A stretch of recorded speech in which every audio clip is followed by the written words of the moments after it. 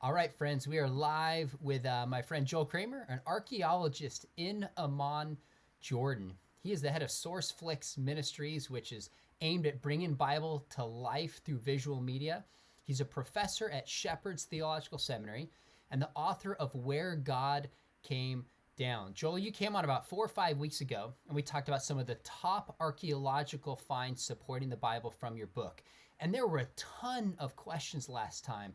So I thought, and you graciously agreed, let's do a live Q&A where we just invite people to ask some of their questions about archaeology. So if you are joining us, we're going to take some live questions, but leading into that, there's a bunch of specific digs that you have worked on and some insights you found recently that a lot of people don't know about. I think our audience will find it fascinating if we start there. So you sent me this video of something I was not aware of. I don't know how I missed it, called the Yahweh inscription, and you personally traveled to Sudan to see it and study it. Tell us what this archaeological find is. And first off, thanks for coming on, Joel. Yeah, absolutely. It's good to be here. Yeah, that inscription. I mean, it was a few years ago now that I went and saw this inscription, and the more I learn about it, the more significant I realize that it is. It really destroys a lot of theories.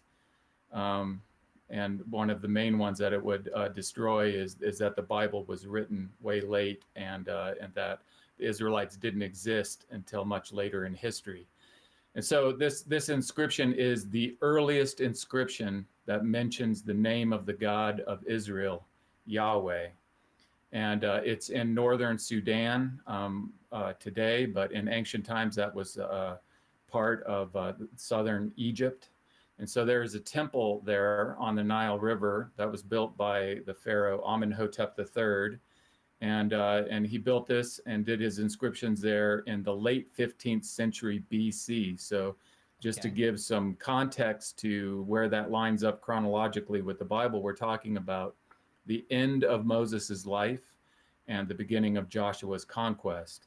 And so what he does in this temple is he lists out his foreign enemies.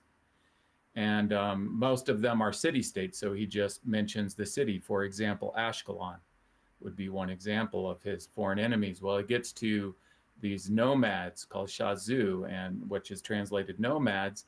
And so how do you identify nomads who are wandering around, in this case, east of Egypt?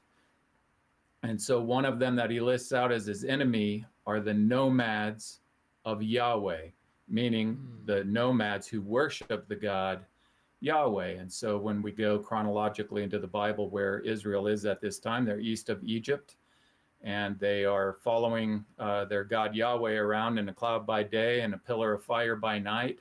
And so what better way to describe them at that time than the way that Amenhotep III does the nomads of Yahweh. Okay, now this dates, was the actual inscription date to 1500 BC, or it's an inscription later that's about what happened roughly the time of the Exodus and the fall of Jericho and Joshua? Yeah, according to biblical chronology, when we figure out when the Exodus happened from the Bible itself, then we come to the date 1446. Then when you take out the 40 years of wandering, then the conquest is roughly 1406, 1400. And so this particular inscription dates to about 1410 to 1400 BC, into the 15th century BC. And so it dates right there to that transition time when the ministry of Moses is coming to an end, and then the leadership of Joshua is taking over. So here is the Pharaoh of Egypt saying, one of my foreign enemies are the nomads of Yahweh. Well, who would the nomads of Yahweh be? And this is where, secular scholars say they're the Edomites, they're the Kenites, they're anybody but the Israelites, because they don't believe that Israel exists at this time.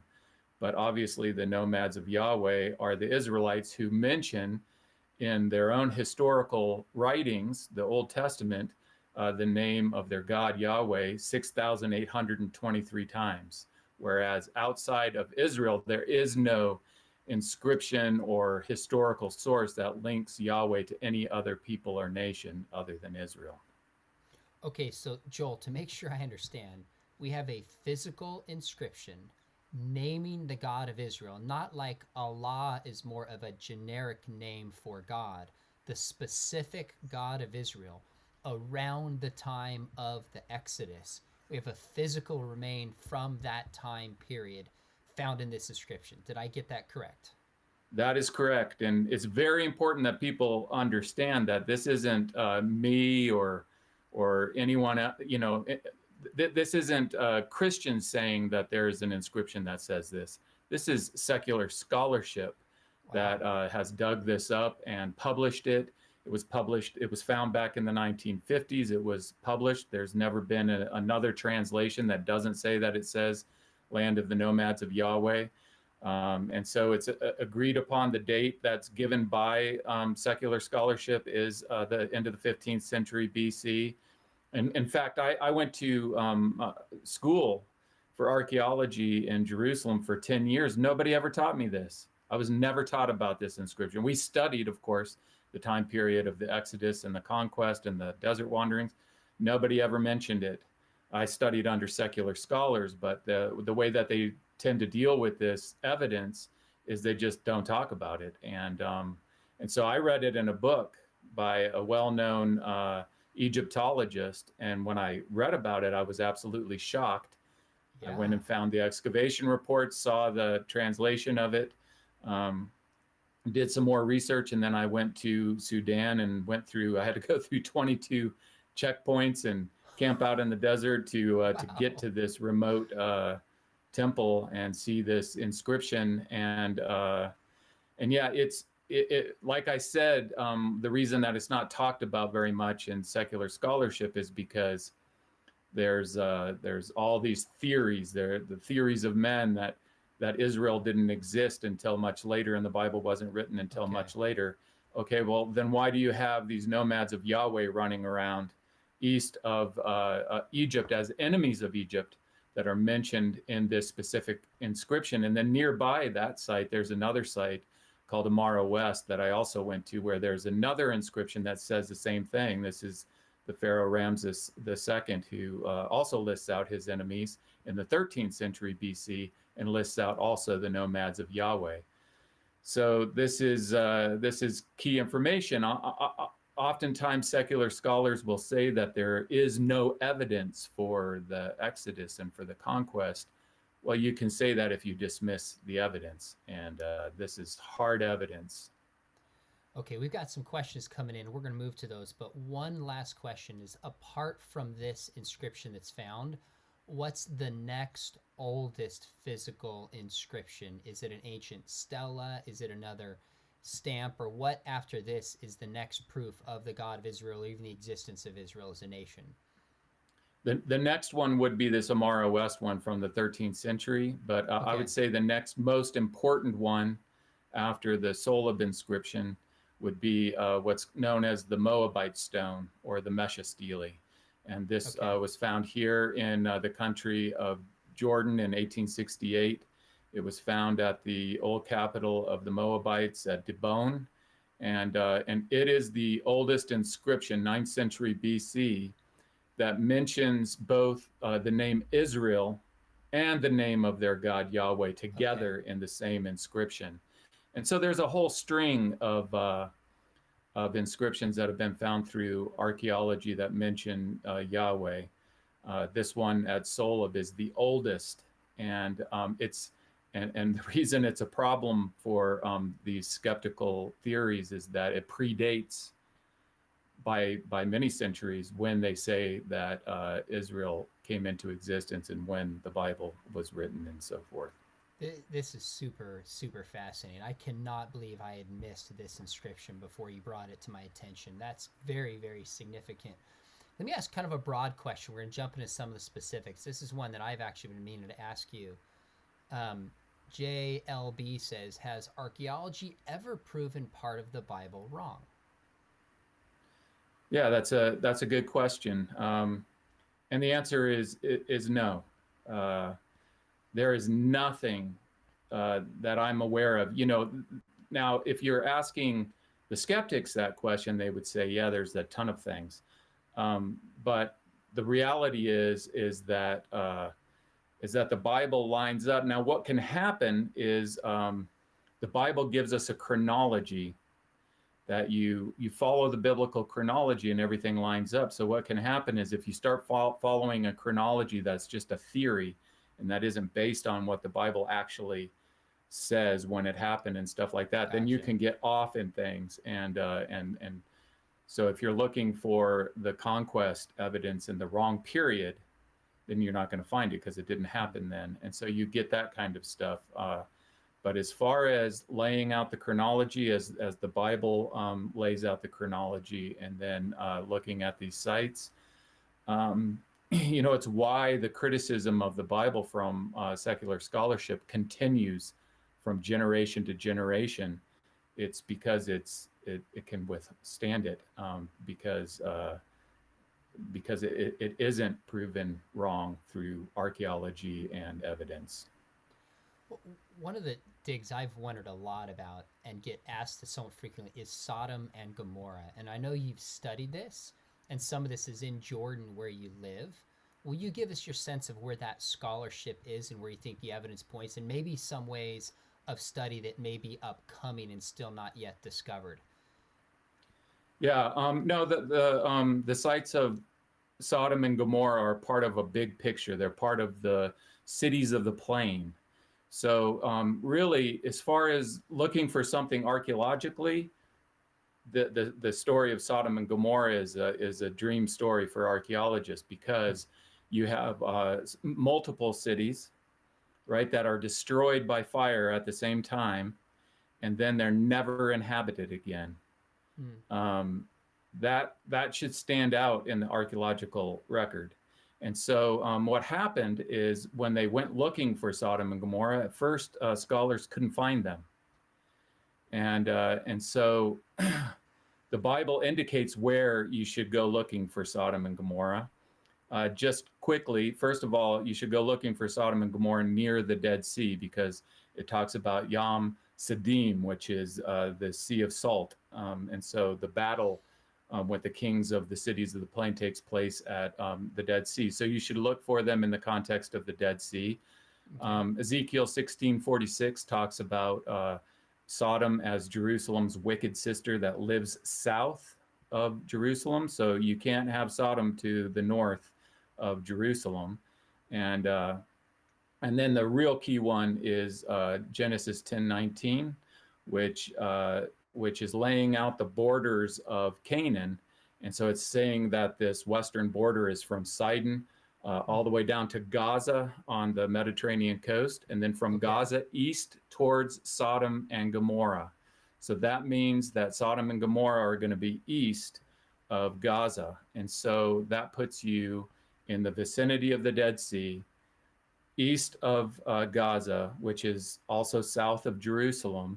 And this is where the Bible says that you should look for Sodom and Gomorrah in the cities of the plain. Well, this was a really remote area in the early explorations, and not very many people went into this area. And when they went into this area, they didn't see these big, glorious tells, mounds, ancient ruins like they saw in other places. And so they basically were saying, well, there's not these glorious tells like you see everywhere else.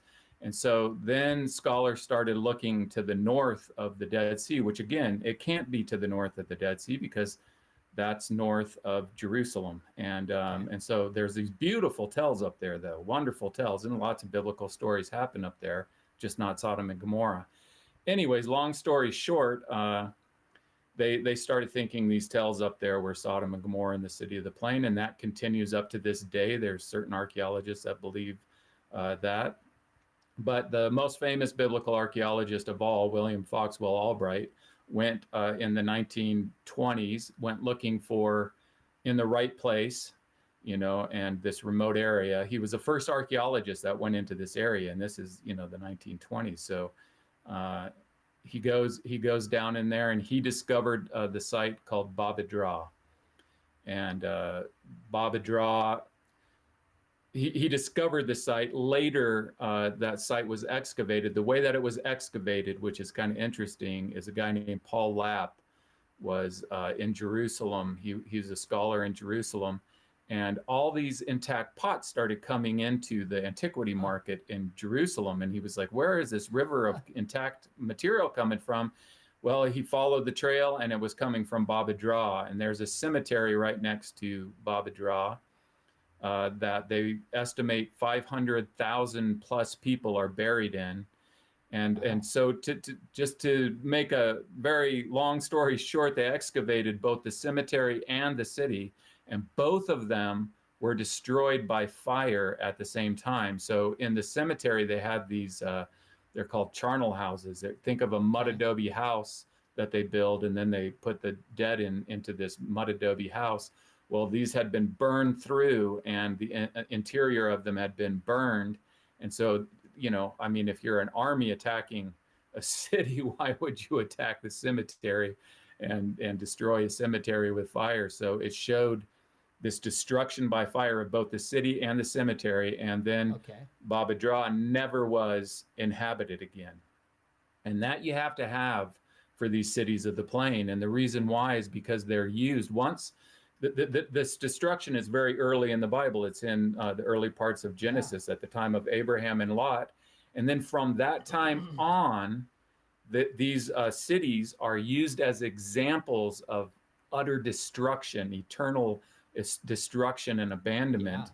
So they're used by the prophets that way.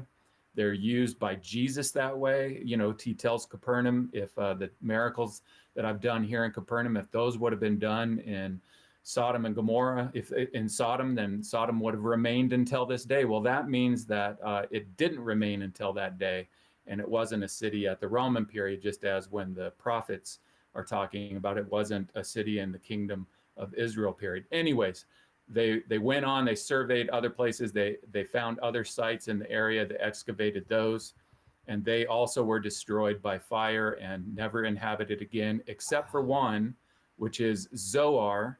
Zoar is in the Bible. That's the one that Lot runs to from Sodom.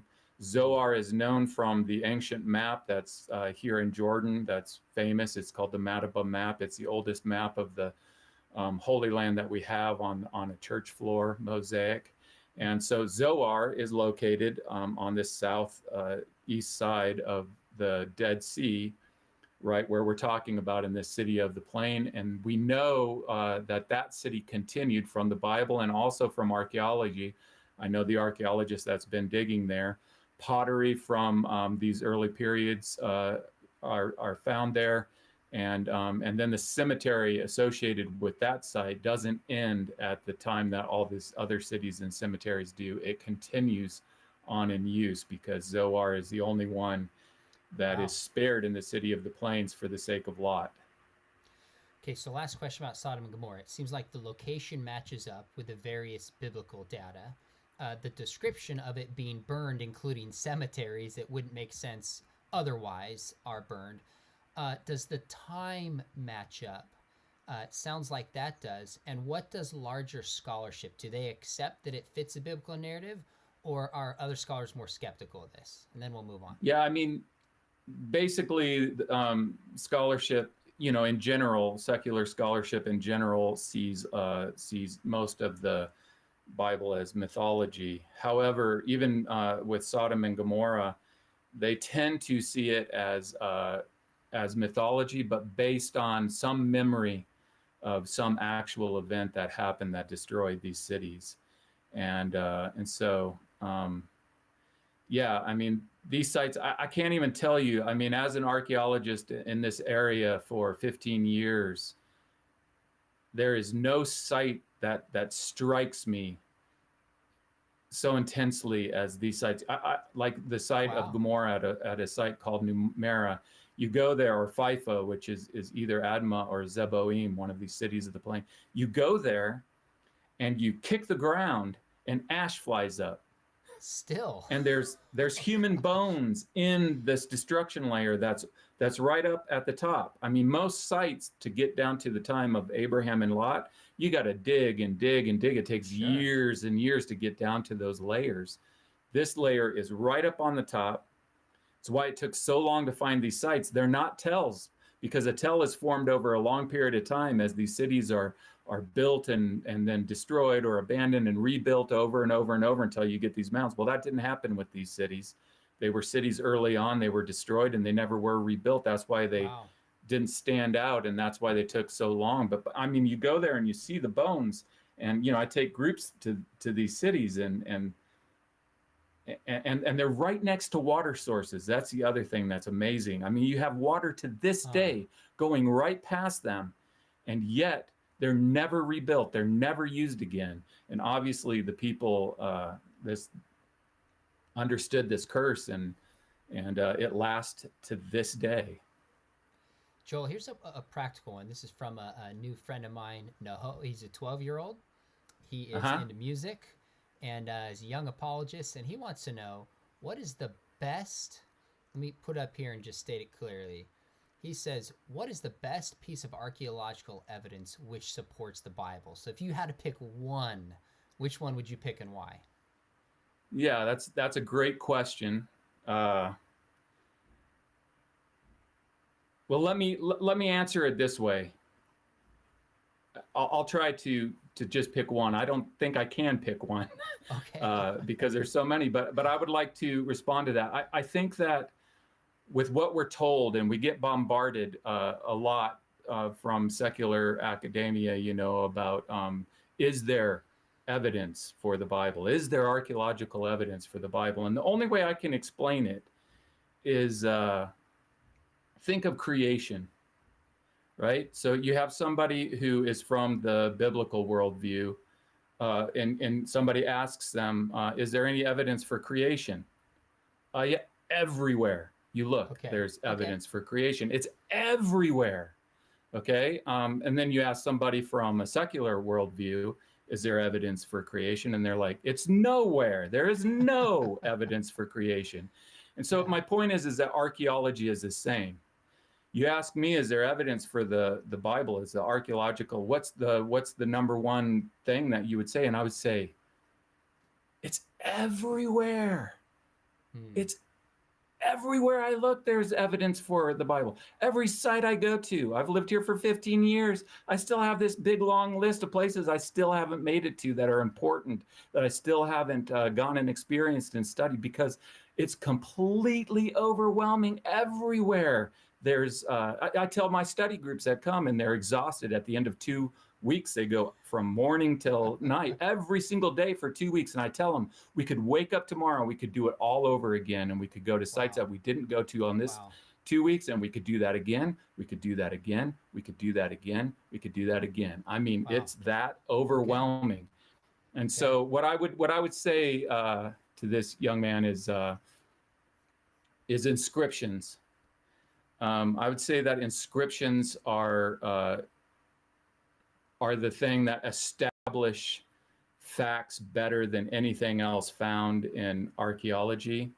And if I could pick one, I would pick the Moabite stone. Oh, very interesting. That I had already brought up, that was found in 1868, because it's one of the first inscriptions that was found here in the biblical land. And it's an amazing inscription. It talks about kings in the Bible, Omri, and it mentions the house of David. It talks about Gad, the tribe of Gad, living in this area east of the Jordan from ancient times, it says, and this is the 9th century BC. It begins with Mesha, who is the king of Moab. In the Bible, it names Mesha as the king of Moab. And this inscription starts out, its first line says, I am Mesha, son of Chemosh, king of Moab, a Debonite, from awesome. Dibon. And then he goes on to explain this event that's found in the Bible. And so it's just an amazing inscription that is, it was a home run hit early on in archaeology. Wow. And I don't know that it's ever been topped. Maybe equaled, yes, but never topped. That's awesome. I want to come to specifically Jericho, because you took me and a group of high school students there almost a decade ago now, and you've been studying that for a long time. But there was a question that came up. I'm searching here for it. I might have missed it, so I won't throw it. But essentially, the question was asking, what advice would you give? There was one from a high school student who said, I'm considering going into archaeology. What advice would you give for me in approaching this? Boy, that's a good question. It's a tough field because though it doesn't sound like it, when you hear the field biblical archaeology, it sounds very friendly to the Bible, but it's actually a secular field, and especially these days, it hasn't always been hostile towards the Bible. In the very early days of biblical archaeology, there was a high regard for the Bible, but these days it's very hostile to the Bible and the biblical position, and so it's a tough field for that reason. But that said, we definitely need young people to go into these fields and go in with the main skill you have to have in order to go into these fields is you have to know how to be a critical thinker, and you need the Bible, and the reason I say that is I would have never survived in school in archaeology studying under secular professors without the Bible, because the Bible is a source of absolute truth. Now, of course, for it to be absolute truth, you got to treat it as absolute truth, which I did. And when you have absolute truth, then you can do what Paul is calling the Bereans noble for. You got to be a Berean archaeologist. You got to be able to decipher between what you're being told and taught, what is true and what is not true, and to reject and not be influenced by what isn't true. I'm not saying don't listen to it or don't come into contact with it. You're going to have to as you study, but you got to be good at deciphering what you accept and grow and learn, and what you don't. And to do that, you need the Bible. You need a source of absolute truth. If you don't believe in the Bible, if you don't believe in absolute truth, which is secular scholarship doesn't, then how do you know anything? Then you're just in this big whirlwind of everybody arguing with everybody. And how do you decipher between who is right and who is wrong? It's a never-ending whirlwind of confusion. Whereas if you have the Bible and you have absolute truth, then you can sit at God's inspired feet, and learn from Him.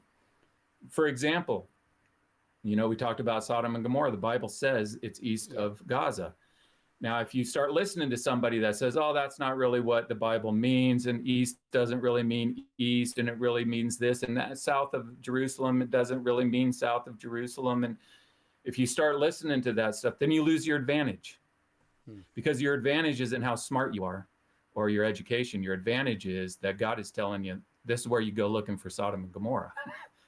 And if you start to ignore that and start raising scholarship up above the Bible, then you lose that advantage, and then you lose your compass, and then you don't know where you're going, and then you're confused. So my number one advice is to hold firm to the Bible as inspired, and to use that as an advantage.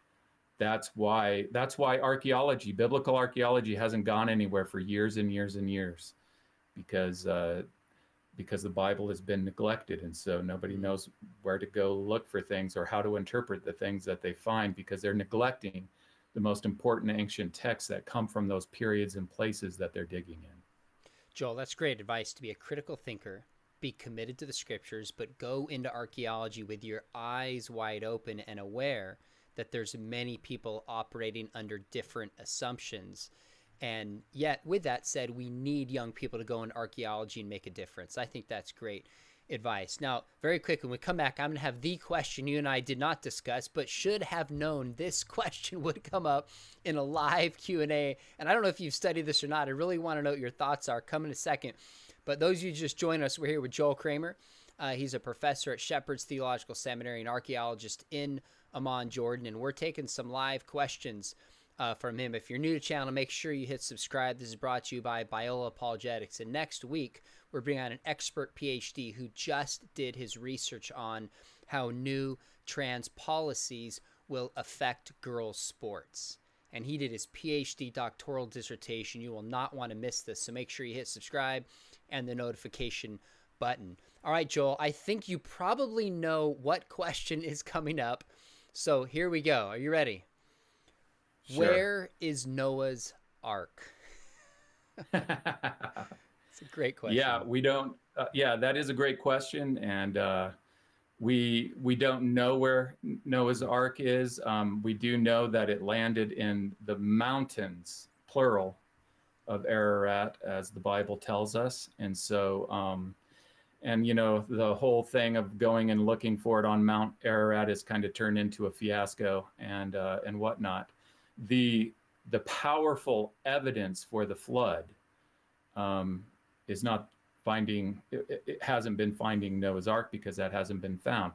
What the powerful evidence is through archaeology is all of these texts, ancient texts that have been found on tablets and from all these different cultures that speak about the flood. So one example is the text, the cuneiform tablets that were found in Ashurbanipal's palace in Nineveh, in the excavations there. Okay. And so this records the story known as the Epic of Gilgamesh. And in this ancient account, you have Gilgamesh, who very interesting. He's afraid to die, and he's going in search of eternal life. So where does he go? He's the king of the city-state of Uruk, and he's the mediator between the gods and the people. He doesn't go to his gods. Instead, he goes on this huge journey searching for the man who came through the flood. Utnapishtim is the Sumerian name for what the Bible calls Noah. Anyway, so he goes in search of Utnapishtim because he survived this flood and he wants eternal life. And so why not go talk to the guy, you know, who survived the flood with his family? And so that's why it gives the account that it does. And Gotcha. The account is amazing, that he builds this ark and that he puts his family on it, and that it rains, and that the whole world is flooded, and that he sends out birds looking for land, and he comes to rest on a mountain, and he and on and on. And so and then the other interesting thing is that when Gilgamesh does finally find Utnapishtim, what does Utnapishtim tell him? He tells him, sorry dude, you're gonna die like everybody else. You know. And so anyways, it's one example of these flood accounts that come from these different cultures that have been found through archaeology. This is a story that was lost and then was discovered through archaeology. Couldn't be read at the time. A guy named George Smith is one of the handfuls of guys who learned to read cuneiform, and he's sitting in the library or in the reading room at the British Museum. And when he first reads this flood account, he gets so excited he literally jumps up and starts ripping his clothes off and whatnot. Wow. And it was a huge deal back then. It was a huge deal. I mean, the world was stunned that this flood account that is so that correlates so much with the details in the biblical flood account has been found, and everybody was interested in the high-ups of British society came, and you know, it was an amazing thing, and we should still respond to the archaeological discoveries that have been found in the past and that continue to be found in the same kind of way. It's they're amazing. That's really helpful. I always wondered how archaeologists got excited when they translated something. Now I know. So that sounds like a fascinating well, he story. wasn't the archaeologist that found it. He was the gotcha. He was the linguist that read the tablet that at this time had, you know, there was like 50,000 tablets. That's how much evidence there is for things. There was 50,000 tablets, and a handful of people that could read them, that could come on their lunch break from their regular job to start reading through these 50,000 tablets, and oh my gosh, look, here's a flood account. Here's a fascinating question that relates to the site of Ai. And I know that's important because you've actually dug there and have firsthand experience with this. So this comes from Joe, and he says, I dug it, Kerbet El Makitir. I know I butchered that. Dr. Bryant Woods thinks that's the site of Ai. What do you think? Yeah, okay. That's a very good question. So I also dug at Makatir, and when I was digging at Makatir, Bryant Wood is my personal mentor, and he's one that I met when I did the film with him, Jericho Unearthed.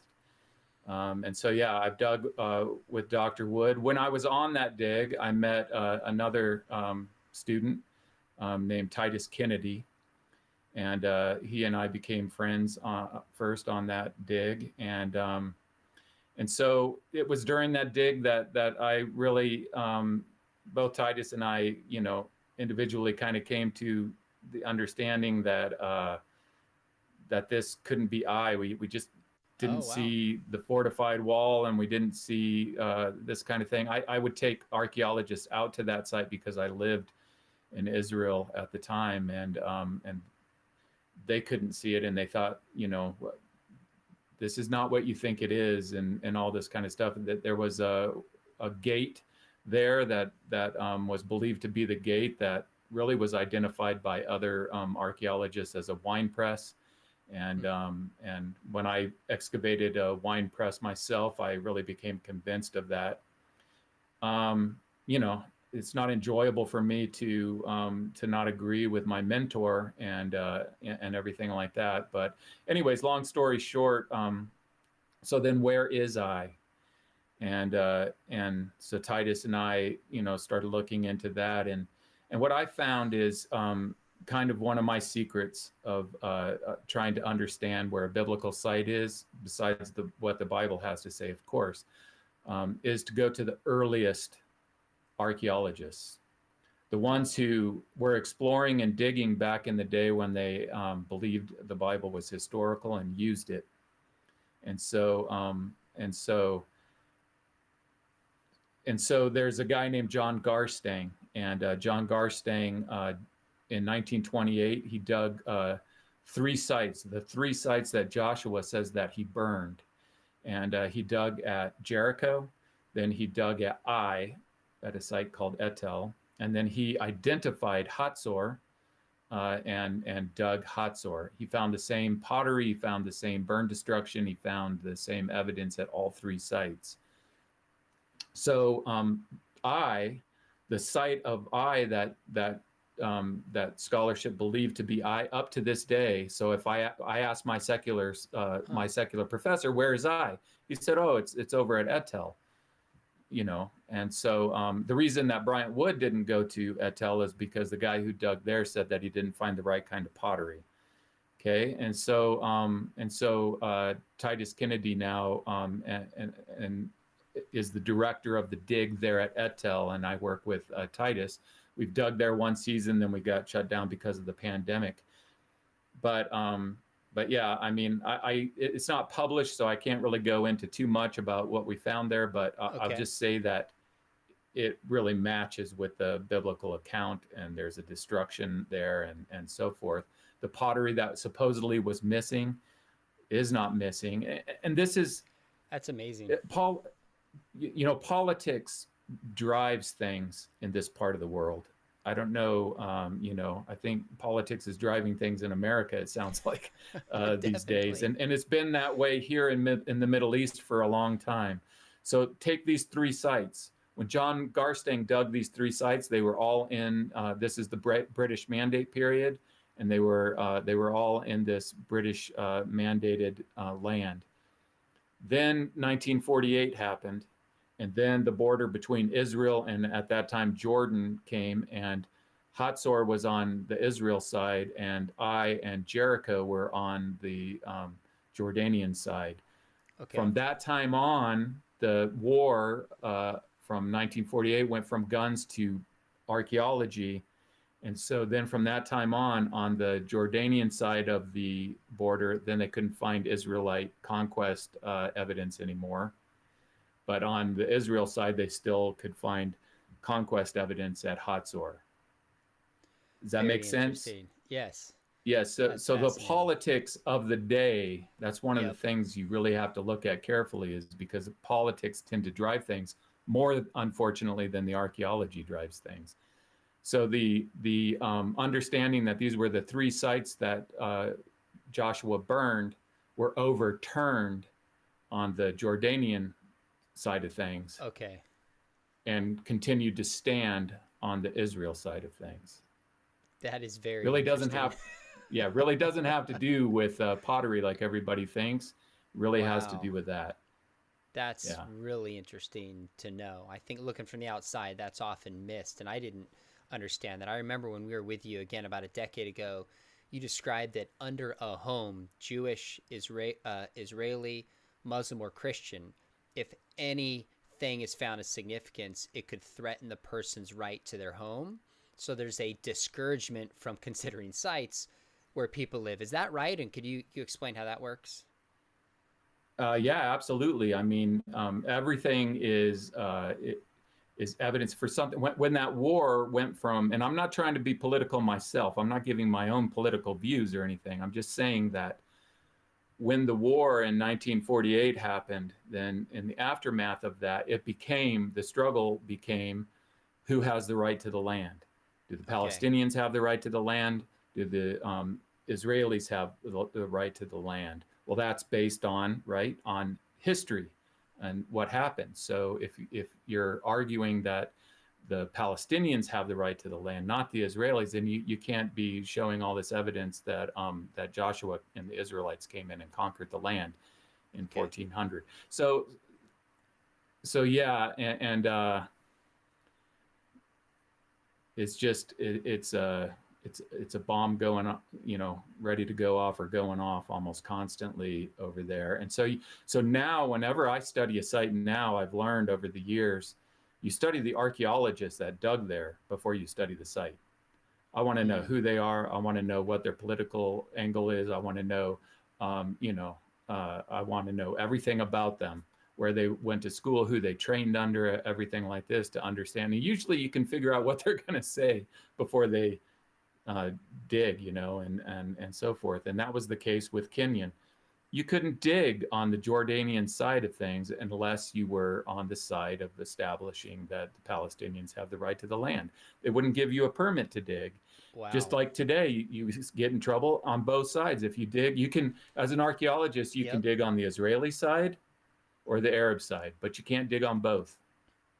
Really? And wow. No, because it's interesting. Yeah, and so it's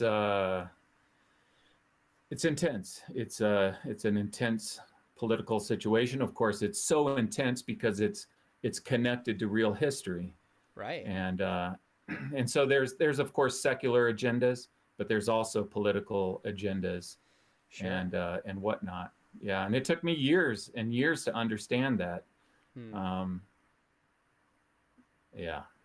That's great. Now, there's a few questions here. One about your story and interest in archaeology, and a few about Abraham. I'm going to direct people that have those questions. Our first interview, we really unpacked your story, your motivation, your approach, and in your book, Where God Came Down, which I want to give a little plug for, Where God Came Down, a couple of the first archaeological evidences are for Abraham. So if you're interested in the cave, we unpacked that in the first interview. And you also find them in the book Where God Came Down. There were a couple questions that popped up. What about some of the sensational claims that we hear? Like I told you that I do this atheist role play where I role play an atheist and I go to Christian events.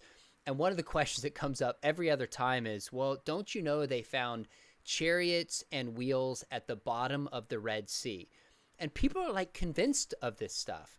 So is that even remotely true? Or what are some other examples of sensational claims that just get overstated? Yeah, so it's gold chariots in the bottom of the Red Sea, which is really, it's Ron Wyatt who came up with that, a guy named Ron Wyatt and his sons who snuck into Saudi Arabia while they were exploring all that stuff and got arrested. And I actually lived on the Red Wow. Sea side of Saudi when that happened. I was a kid at the time. But anyways, it's gold chariot wheels at the bottom of the Red Sea. And you know, this is why you have to be a critical thinker. Can you think of a worse metal to make your chariot wheels out of than gold? It's a good Right? question. First of all, it's way too heavy and it's way too soft. And so you're not going to have a bunch of chariots running around with gold chariot wheels. Right there, it's ridiculous. If they had found gold chariot wheels at the bottom of the Red Sea, they'd be in museums all over the world, just like the Dead Sea Scrolls are. And you know, the reason it became so popular is that another guy came along and made a film out of it and popularized it and so on and so forth. So people have been exposed to it and so forth. But yeah, these are easy to swallow, simple things that the problem with them is they're not real.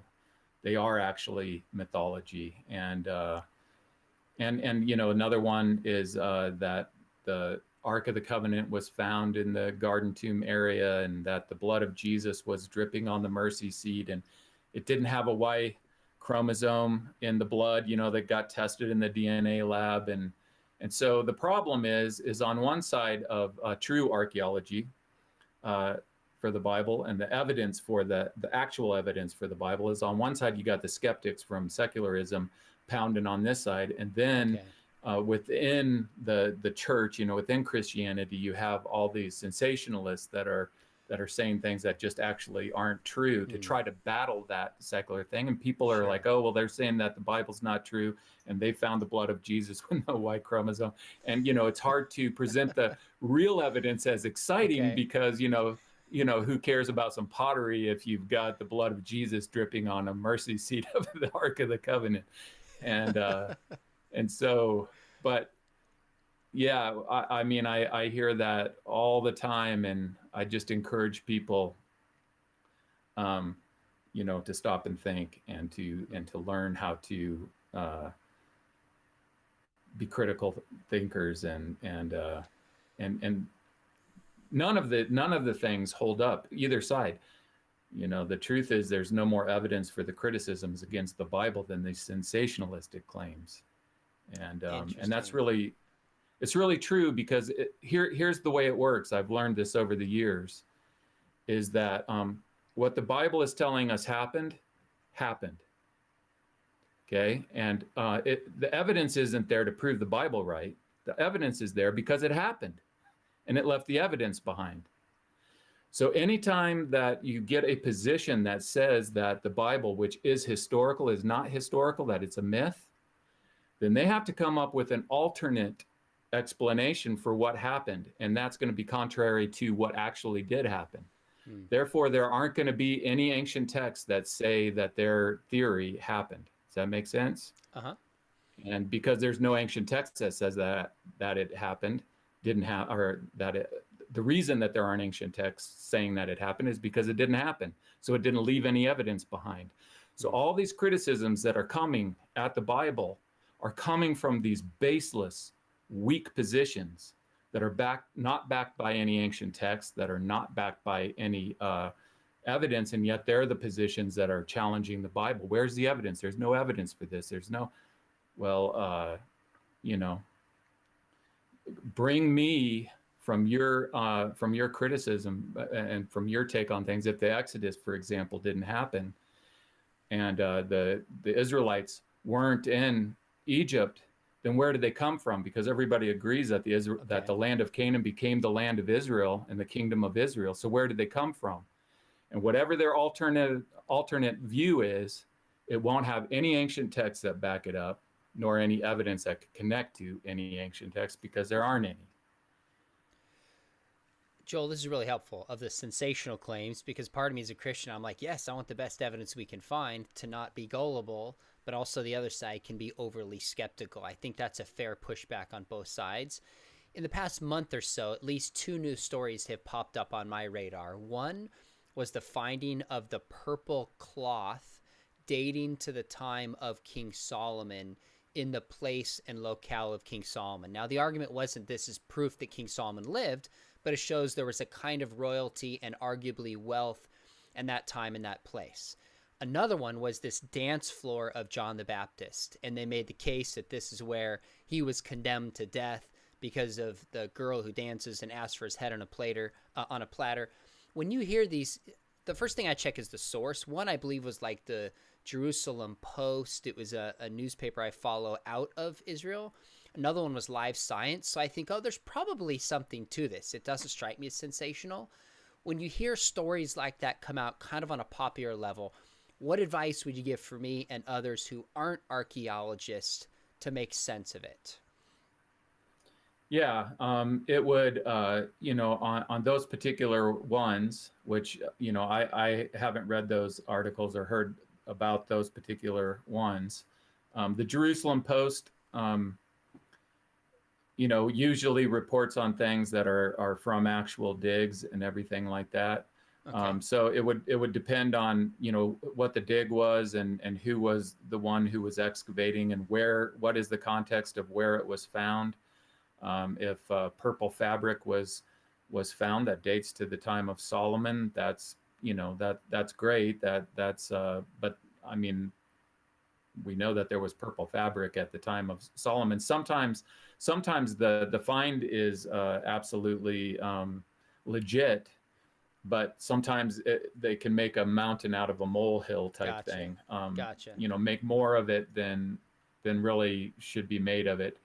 And this, of course, has to do with trying to get attention and trying to get maybe sponsors for digs and all that kind of stuff. Interesting. And to feel, some meaning to the dig and stuff like that. So that's a very common thing, is to make more out of something than need be. Totally fair. Here's one for you. I haven't asked you about this one either. But your thoughts on the Shroud of Turin? I don't know a ton about the Shroud of Turin. I know a little bit about it. I've done a little bit of research on it. It's in context. My professor that I studied under excavated a tomb and found an actual face covering from the tomb that the bodies at that time, the face covering was detached from the rest of the wrappings.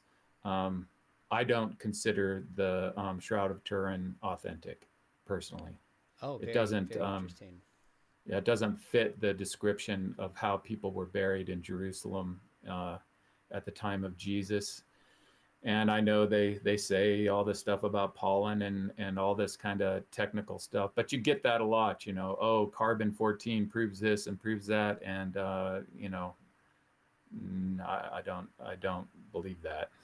Okay. I think it's a later forgery, Very pushed off as that. Oh, thanks. That's great. To get your opinion. Here's one that I think would be helpful to know. I know you've obviously thought about this, a common archaeological find. Do you feel that the Sanakra Prism is strong evidence for the Bible? And what do you think of the connection with Herodotus? So basically, what are your thoughts on the Sanakra Prism?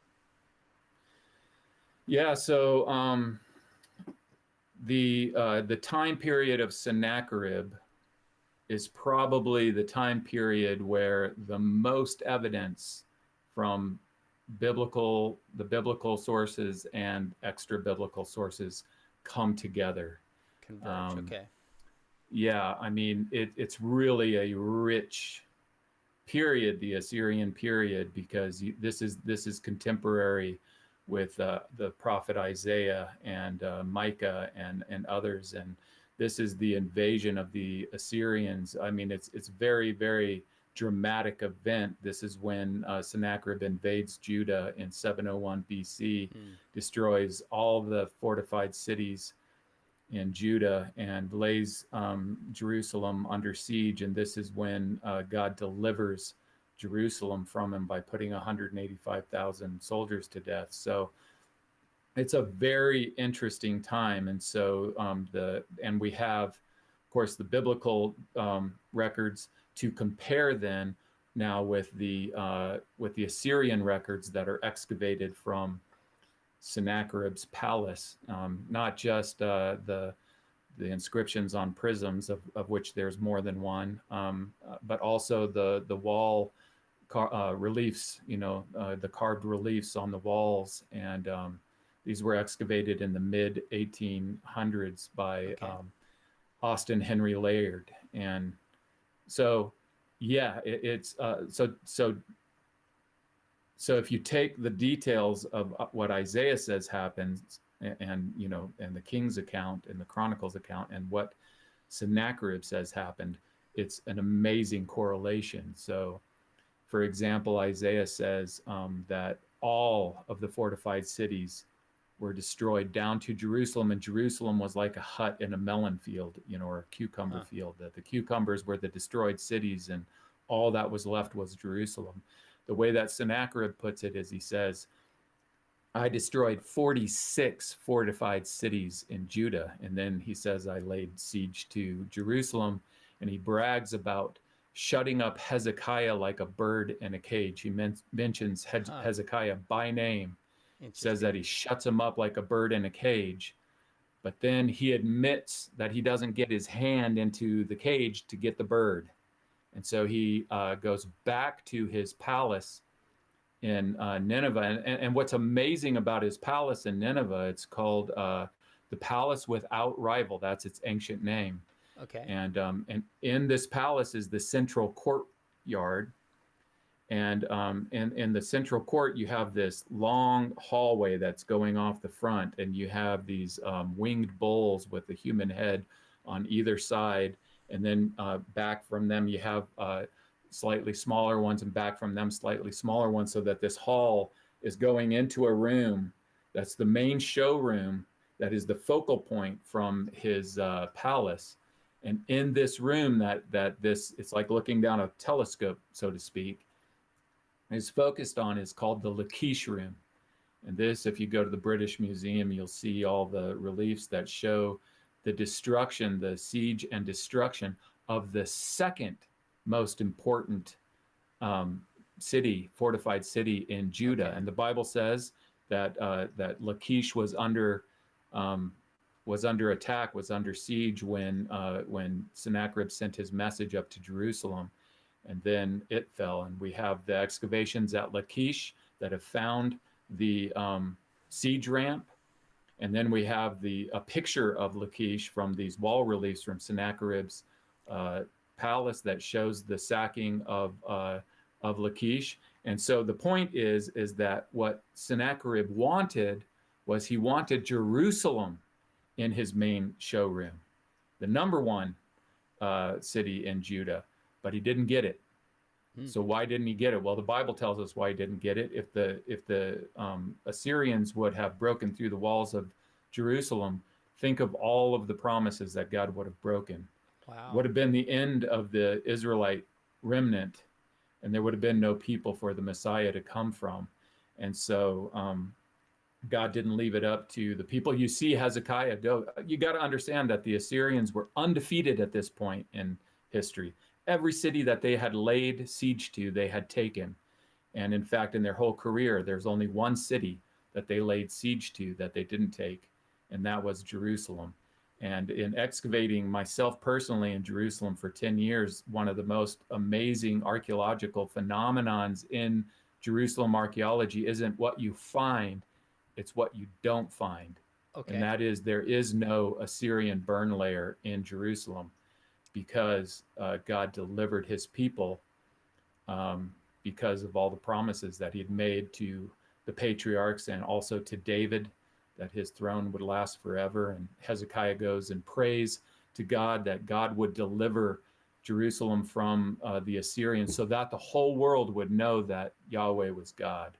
And so that's what he does. And so, yeah, this amazing amount of evidence that comes from Assyria, and then the excavations at Lachish and the Bible, and it all converges together in this time period and paints this amazing correlating picture of what happened from different perspectives. That's so fascinating, the way you describe the promise to Israel and the protection of Judah. At least this is a century and a half plus before the Babylonian captivity and destruction, because you're dealing with the time of Isaiah. So the Bible describes it from one angle, but the Sanakra Prism describes it from another angle, and the two of them come together and tell a larger story if you put them together. That is so interesting, the way you described that. Well, Joel, I'm gonna respect your time. I know it's even much later where you're at in Jordan and probably going to bed soon, but there are a ton more questions here. To those who are asking questions, I apologize if I missed. I tried to get the ones that I know you've studied and were interested in, but we'll have to do this again. Here's one question I think you will want to answer to kind of wrap us out. Christian Celtic Warrior says, can someone put out a DVD on all the biblical evidence found, please? Now, instead of one DVD, tell us a little bit about your website. Tell us about SourceFlix, and maybe just one or two of the DVDs you've done that you think would be most helpful for people watching. Yeah, that's what I came over initially to when I moved to Israel to do. Was I was a filmmaker, and so my website is SourceFlix, Flix spelled like Netflix, Flix, sourceflix.com. And I have videos on there that deal with Jericho. I have one on Jericho. I have several of them on archaeology, several of them on other biblical related issues and whatnot. You couldn't put it all into one DVD or one book because, like I said before, it's overwhelming. You can study this place all your life, as I hope to do, and you'll never master it.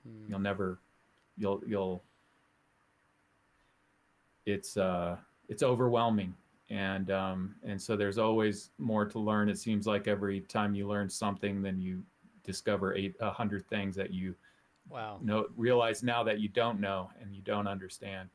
And so and I think that that's the right way to think about it. The right way to think about it is it is overwhelming like that. And, and I think to think of it in the big picture also, if we're wrapping up here a little bit, the big picture is really an important thing to start about. There's a saying that says, we miss the forest for the trees. That's biblical archaeology today. We miss the forest for the trees. So take the conquest, Joshua's conquest. What's the evidence for it as an example? Let's talk about the forest issue, about what all archaeologists agree upon. They have to agree upon because of the evidence. They all agree that the cities that in the land of Canaan were Canaanite cities. And then something happened and they became Israelite cities, right? And so, so Jericho, eventually, it was abandoned for a long time. It becomes an Israelite city. Hatzor becomes an Israelite city when it was a Canaanite city. Lachish becomes an Israelite city. All Canaan becomes Israel. Everybody agrees with that. And then you've got these destruction layers that are the end of the Canaanite city, and then built on top of those destruction layers are the Israelite cities. There's only so many people that could have done that could have conquered the land of Canaan. Sure. And nobody says that they did it except for one. Who says that they did it? The people who occupied the land next. They kept their own records of what happened and how it happened. They were faithful to write it down. They were faithful to copy it over thousands of years so that it never was lost, and to pass it down. This is the account of what happened. They say they did it, and they're the ones who occupied the sites that that stopped being Canaanite and began to be Israelite, according to everybody. It's not that difficult. It's straightforward. It's obvious. God is, biblical archaeology isn't some mystery thing that you find a gold chariot wheel in the bottom of the sea that nobody's noticed for. It's obvious. God's not trying to trick us. He's not trying to hide evidence from us. It's out there in the open. It's obvious. And where he says things are, they are, If you have a treasure map that tells you where the treasure is, how do you test whether it's reliable or not? It's real simple. You follow the treasure map to where X marks the spot of the treasure, you dig a hole, and if you find the treasure, that's reliable. And again and again and again, the Bible tells archaeologists, if you go right here and dig right here, Jericho, for example, you're going to find a fallen wall. And then they get around and they dig, and what is there? There's a fallen wall. And then on top of that, a burn destruction. And on top of that is an abandonment layer. And on top of that is an Israelite city. And what do you read in the Bible? It says that the wall fell down. And then the Israelites burned the city. And then Joshua cursed the city, and it was abandoned for a long time until the time of Ahab, when the city was rebuilt as a Israelite city. Same sequence in the Bible as under the ground. The Bible told you what you were going to find before you find it. You go find the same sequence of events. It's that obvious. And from one site to another, it's that obvious. And the criticisms of the Bible are baseless. If you've got a criticism of the Bible, bring me an ancient text that tells me that this other thing happened. Go find an ancient text that was buried in a cave for over 2,000 years and bring that account. I'll consider that a challenge. Other than that, that they're baseless. And the reality that the Bible is not mythology, but history, and beyond that, authoritative, is obvious. If it was mythology, you couldn't come here on a trip and go on a 2-week study trip learning all these things. You could study the languages that are real languages, study the geography that's real geography, dig the sites that are real sites, study the artifacts that you find them. None of that stuff would be possible. None of these fields would be available to study if this was mythology. Joel, this is great stuff. I love your passion. I appreciate your friendship. I remember when you took us to the Dead Sea Scrolls and we walked up into those caves, and it went from like a story historians talk about to a real cave, a real place for me. We went to Jericho and you described some of the layers that have been found and how it matches up with a biblical account is game changing. So again, someone just said that they bookmarked your site sourceflix.com with an X like Netflix. If you've been tracking this and you want just more resources from biblical perspective about archaeology, follow Joel Kramer on his site SourceFlix. And I've told you this, Joel, but your video, Jericho Unearthed, I've shown that to my own kids. I've used that when I was teaching Old Testament. I'm not anymore. I used to it with my students because if I remember, it's like 30, 35 minutes. It's not that long. And you get right into the evidence. And my favorite part about the end of that is when you're interviewing, if I remember, one of the last living people from the dig with Kathleen Kenyon. You're like, in light of this evidence, would you reconsider? And this guy's not a Christian, was like, yes, I think we've missed something here.